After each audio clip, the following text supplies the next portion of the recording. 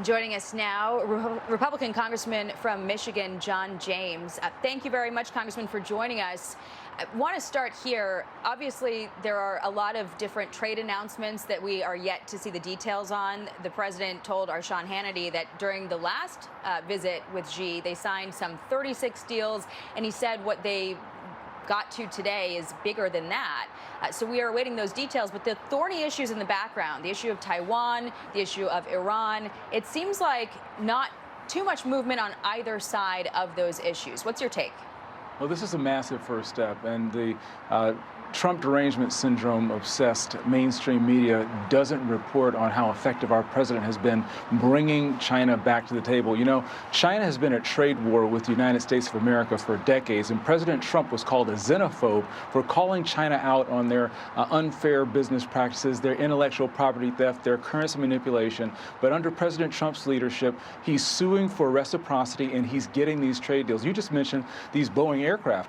That's massive for a state like Michigan, where we make Boeing aircraft engines in Muskegon on the west side of Michigan. This is going to boost America's economy, on top of the fact that President Trump is now allowing America to be taken more seriously. These are the fruits of peace through strength. The world, especially China, is taking America seriously, taking America at its word. That makes America more safe, and that makes America's economy stronger.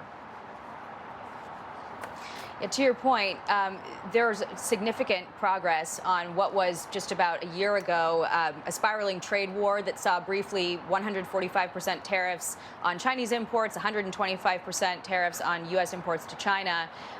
President Trump, of course, not hesitating to deploy every tool he has to bring down the trade deficit, and a lot of movement there to make up that ground.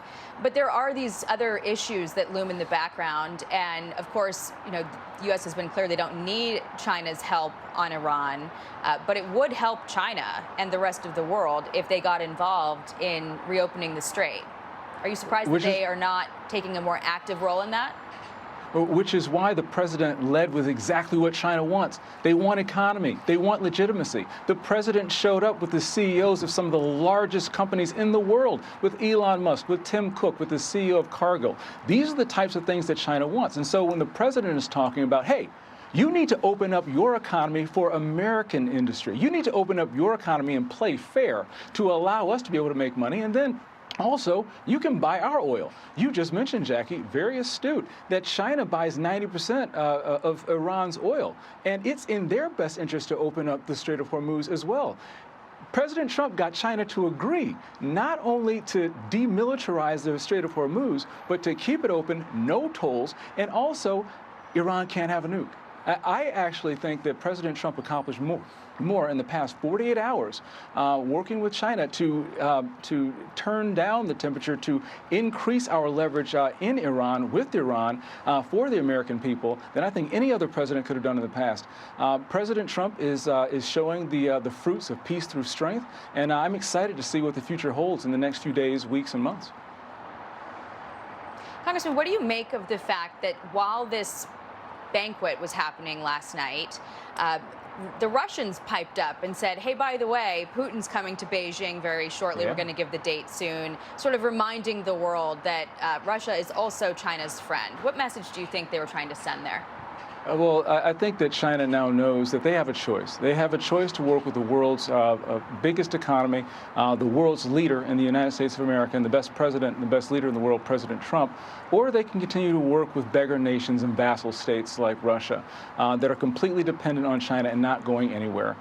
President Trump is offering an olive branch to be able to have reciprocal trade deals that are fair for everyone. America is open for business, but we are not for sale. We are not going to continue to be taken advantage of. And Russia knows that its days are numbered under the old regime, under the old way of doing things. China is very transactional. The CCP is very transactional, and they're going to go with the best deal. And they have met the best negotiator in the world in President Trump.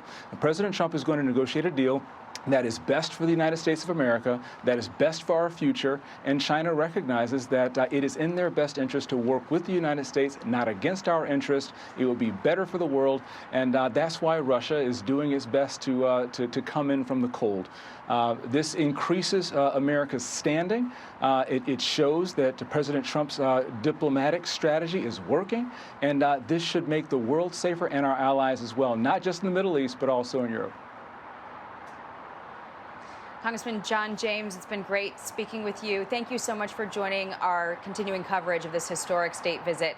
We will have much more on what is happening on the ground here in the final moments of the summit between these two leaders in the next hour and a half, a little longer actually, before the president is wheels up for the United States. And hopefully we'll get some more details from the White House on the trade deals that are forthcoming.